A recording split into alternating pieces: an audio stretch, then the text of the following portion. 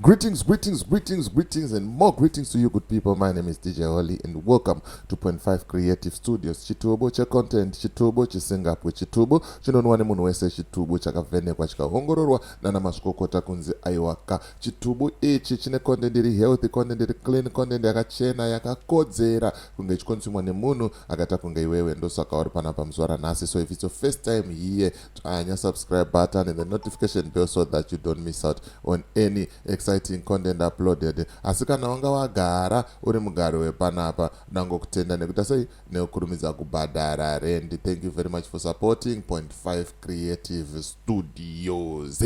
Right, ndakambotaura kuti haana mari munhu uyu, imbavha munhu uyu, itsotsi, ihure, is a conman.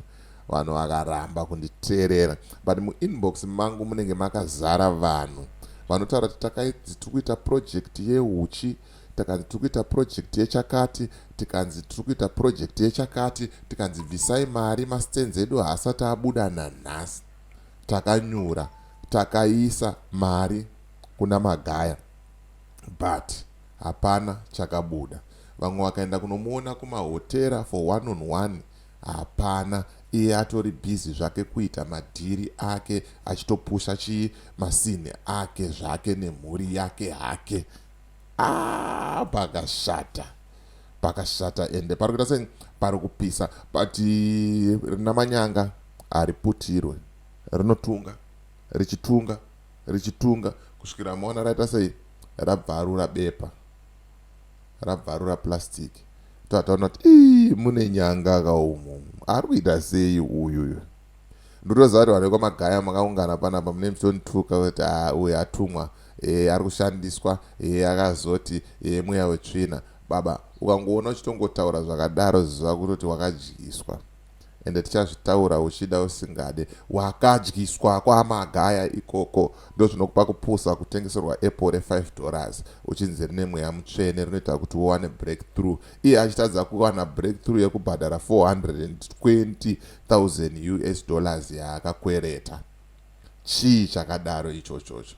Ndo nyaya ndikufamba nayo zvamanje. Ende mazuva ano ndiri muchiki, mazuva ano ndiri kujima, ndiri kumukira kujudo yemashoko yekuti ndikwanise kutuka nekunyomba nekushoropodza vanhu vanosapota ZANU-PF, vanhu vanosapota zvimachechi zvakaita sana Magaya. Tinongouya panapa tokudyisai chifumuro, momba mafumuka, whether you like it or not, munofumuka chete. Ndo nyaya ndikufamba nayo zvamanje. Pandisati ndapinda munyaya yangu zvizere, ndiri kuti kana une bhizimusi raunaro rauda kushambadzirwa, ndibate, namba dzangu ndo dziri pascreen idzo. Kana une nyaya yaunayo yauda kuti ndifambire, ndibate futi pasame number ipapo. Toita sei todzifambira nyaya dzacho tisingatye, tisingavhunduke, tisingakwatiswe nemadinga eZANU-PF nezvigananda nevese vanosapota General Chiwenga nevasingasapote. Vese ikoko kuZANU-PF ikoko ndezvekwenyu ikoko. Yeah. Moving forward, ngatengesa maorange rapo timbowana mari kubhadhara renda. Hanzi namukoma Owen, company registration in South Africa zvanyore, hazvichanetse wobva kuvhurira an FNB bank account. Zvinhu zvako zvava zvapinda musystem, zvava zvapinda mugwara, mari yako yochengetedzeka. Chinongodiwa chete passport yako. Saka bata Owen panhamba dziri pascreen idzo, anokuitira mudhiginyira wacho. Zvinhu zvako zvoita sei zvoendeka. Mari inogara mubhengi ichiita interest.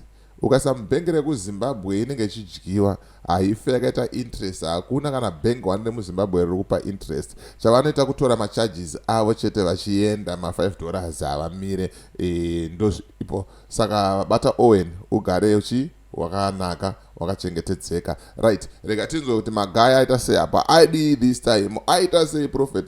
Zvikanzi Prophet Water Magaya luxurious hotel and stadium in Harare are set to be auctioned after 2 creditors filed separate. Yeah, pakaipa, pari kupisa. High Court writes seeking repayment. Get Bucks Microfinance Bank is pursuing 420,000 debt. Yeah, pakaipa. While Chinese investor Li claims ownership of adjoining property. Sama properties achanga story yake ofuti. Pane zvimwe Magaya pera. Magaya in fact akatopera kudhara. Vanhu tisitungoramba zoti tichita nharo tichingoti prophet. Magaya was never a prophet. Magaya was a conman and he is still a conman. Magaya akambonyeba kuti arapa benzi remuraini mangu kuchitungwiza uko. Kwaseke uko kuunity N. Gamba haramborapwa, gamba nanhasi achitotongopenga, gamba aringonhongerera. First hand information. Ndaivepo futi mazuva ano achitori kuZimbabwe. Magaya anotonyepa. Chaakangoita akagezesa benzi, akarivakira imba, akaripa mabodyguard vachiri monitor chete, vachirigezesa. Zvikatonza arapa benzi imba, maratidzwa mabefore and maafter pictures. Chinonetsa mazimba tinokanganwa ende tinovarairwa. But isusu panapa tinotoita emission yedu kuti tirambe tichikuyeuchidzai. Pamune mauda kuvarairwa paipe tokugogodzai musoro kuti gugugugugugu mukai. Magaya ane rape cases akawanda. Magaya anompunyikidza madzimai kuchechi kwake. Musi uno uyu zuro ndizuro kwanga kune madzimai aiprotesta kuchechi kwaMagaya. Magaya akatora bhegi akaisa zvivi zvevanhu mubhegi akaenda nazvo kuIsrael. Ndo Magaya ye. Magaya ari kutengesa maapple, anointed apples $5. Magaya ane rinonzi prayer card rekuti rinosvitsa munamato kuna Mwari, kuna Jehovah, point of connection. Magaya is a conman. Kana ndichitaura inini mune muchiti ndiri kutamba kana ndiri kurwadziwa naMagaya. Andirwadziwe naMagaya nini. Magaya is a conman. And ukaona munhu wese ari affiliated oro akatambira mota kubva kuZanu PF through Chivayo is a suspect, that one. Mutyei munhu iye. Mutyei kubva kunana Ian Ndlovu, ana Muparinga veso aya. They are fake people, those ones.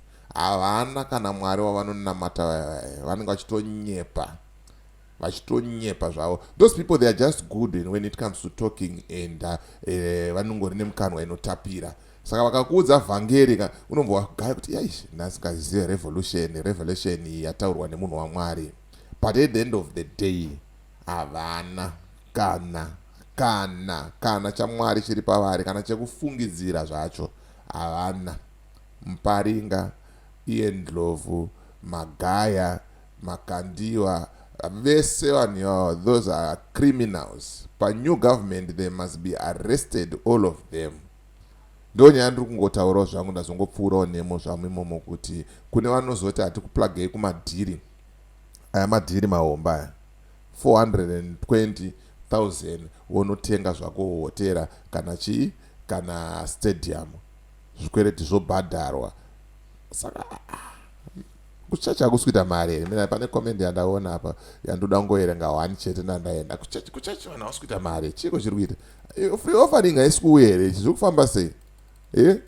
Zvikanzi, yeah, I think it's 2 comments.